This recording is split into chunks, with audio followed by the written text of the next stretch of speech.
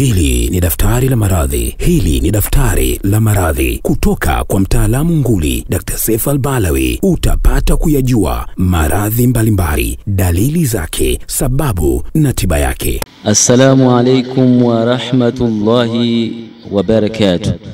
Alhamdulillahi rabbil alamin, wassalatu wassalamu ala rasulillahi sallallahu alayhi wasallam.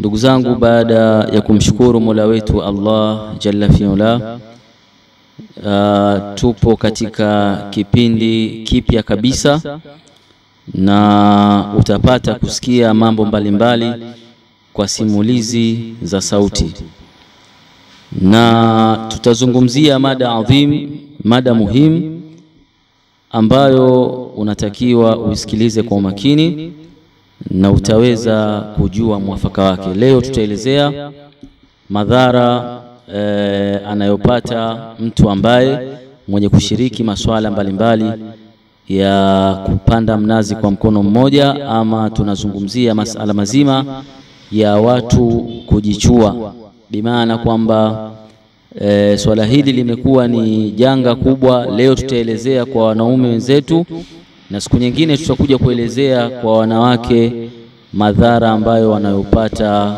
kwa kujiridhisha wao wenyewe. Wanawake wanashiriki masuala haya na wanaume tunakuwa baadhi yao wanakuwa wanashiriki masuala haya. Kwa hiyo tutaelezea ili kuwaepusha watu waepukane na masala haya ambayo yanaweza yakawaletea hatari katika maisha yao. Na lengo kubwa ya kipindi hiki ni kuweza kutoa elimu ili watu waweze kunufaika nayo, kwa sababu watu wengi sana wamekuwa wakifanya mambo bila ya kutafakari, bila ya kujua madhara yake. Kwa hiyo ukishajua madhara yake, moja kwa moja tunakushauri uache hilo swala na utaweza kuwa katika hali nzuri. Na madhara haya ya kupanda mnazi kwa mkono mmoja ama masuala mazima ya punyeto yamekuwa yakizungumziwa na matabibu mbalimbali, madokta mbalimbali, lakini tunakuwa tunarudia kwa sababu ya kuwapa watu faida mbalimbali ili waweze kuacha swala hili.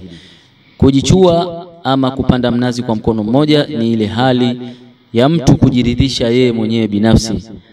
Anaweza akatumia vitu mbalimbali katika masuala haya ya kujiridhisha yeye mwenyewe, na moja ya madhara ambayo anayopata huyu mtu anayeshiriki masuala haya, kwanza anakuwa dhaifu, kwa sababu masuala ya punyeto yanakuwa yanapoteza protini na calcium ndani ya mwili, na hivi ni vitu muhimu mwanadamu kuwa navyo. Vinapokuwa vimepungua vinaweza kumletea athari kubwa katika mwili wake. Madhara ya pili, huleta matatizo katika neva na kupelekea matatizo ya macho na kutokuona vizuri. Madhara ya tatu ni moja kisababishi kikuu cha mtu kupungukiwa nguvu za kiume na kumfanya awe yupo katika hali mbaya, pengine kushindwa kuoa, pengine kuwa katika hali mbaya sana ya ndoa. Na mtu ambaye anashiriki masuala haya anakuwa na mfadhaiko, anakuwa na stress na anakuwa hayuko sawa, na huleta matatizo ya kisaikolojia na kusababisha majonzi na huzuni, na mtu kujilaumu nafsi yake mara baada ya kumaliza kufanya swala hili. Na kujichua kunakuwa kufanyiki kirahisi, kwani inahitaji akili yako iwaze na itazame picha mbaya au chafu au kufikiria wapenzi mbalimbali au watu ambao walikutana nao majiani na sehemu mbalimbali. Kwa hiyo hali hii ya kufikiria sana na kuangalia vitu ambavyo sio vizuri humfanya mtu huyu kuathirika kisaikolojia na ubongo wake kuwa katika hali ambayo sio nzuri. Na punyeto inakupelekea kuwa na mwili dhaifu, nywele kunyonyoka, na inakupelekea pia tatizo kubwa la kuwahi kufika katika shamba, bimaana kuwahi kufika katika masuala mazima ya tendo la ndoa kwa wale ambao walokuwa wameoa. Kuna wengine wameoa na wanashiriki masuala ya kujichua. Mtu utakuta pengine ana wake watatu, ana wake wanne, lakini anashiriki masuala ya kujichua kwa sababu tayari ile swala alilianza akiwa mdogo sana, bimaana kwamba amepata athari kubwa sana katika maisha yake. Na mtu kama huyu anapoliendea lile tendo anawahi kumaliza mapema sana. Kwa hiyo anaweza akachukua dakika chache tu katika masuala hayo. Kwa hiyo linakuwa sio swala zuri kabisa kwa yule mke wake. Na punyeto inapunguza wingi wa mbegu, reduces your sperm count. Na mtu huyu anaweza akawa mgumba na ni matokeo mabaya sana, bimaana kwamba unakuja kuoa unakuta hakuna ujauzito miaka nenda rudi. Mtu kama huyu anapata tatizo la low sperm count, ama anapata tatizo la azoospermia ama oligospermia. Azoospermia ni ule mwanaume ambaye hazalishi kabisa mbegu za uzazi. Oligospermia ni ule mwanaume ambaye ana mbegu chache ama mbegu ambazo mbovu, mbegu ambazo vichwa vyake vinakatika na mikia inakuwa inakatika, kwa hiyo mbegu zile zinakuwa hazina nguvu. Na punyeto husababisha ugonjwa wa kupoteza kumbukumbu, na punyeto inasababisha kuondosha hamu ya kuweza kushiriki tendo la ndoa na kumaliza kabisa nguvu za mwanaume.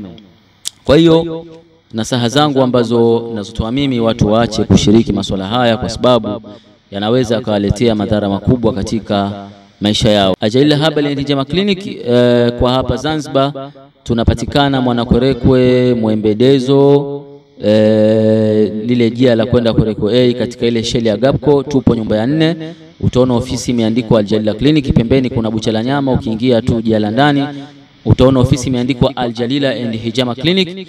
Na kwa mawasiliano utatupigia 0778888987 0778888987 na 0659625151 0659625151.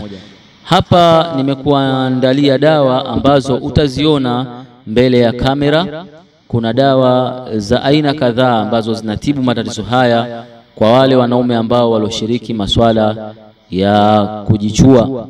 Na dawa hizi utazipata popote ulipo, ukiwa upo nchi za nje, ikiwa upo nchi kama za Afrika Mashariki, huko Dar es Salaam, huko mikoani, huko Zanzibar. Kwa wakazi wa Unguja watakuja ofisini, kwa wakazi wa Dar es Salaam wataenda katika branch yetu maeneo ya Mwananyamala, kwa wakazi wa mikoani wataweza kupiga namba zetu, tutawafahamisha jinsi gani watazipokea dawa zetu. Na kwa wale ambao wapo nchi za nje tutawatumia kwa njia za DHL, na watu wa Kenya tutawatumia kwa njia ya mabasi, na watu wa Uganda. Lakini kikubwa ambacho nitakachokuasa kwamba Allah tabaraka wa taala anatuambia wala takrabu zina innahu kana fahishatan wa saa sabila, wala usikaribie zina, hakika ni uchafu uliokuwa mkubwa sana. Kwa hiyo tunasisitiza kwamba hizi dawa watatumia watu maalumu, wale wenye malengo mazuri ambao wapo katika ndoa zao wanataka kujitibu, kwa sababu zinasaidia hata kuondosha tatizo la upungufu wa nguvu za kiume. Na kwa wale vijana ambao hawana nia ya kufanya zinaa, hao ndio wataweza kuzitumia. Lakini sio mtu yupo kwenye mambo ya uzinifu anataka dawa hizi, hatutaweza kumuuzia. Tutauzia wale watu ambao wanataka kujitibu, waweze kujiandaa na maisha yao ya ndoa. Karibuni Al-Jalila Clinic muweze kupata huduma zetu. Pigeni namba 0659625151 0659625151. Shukran na asanteni sana.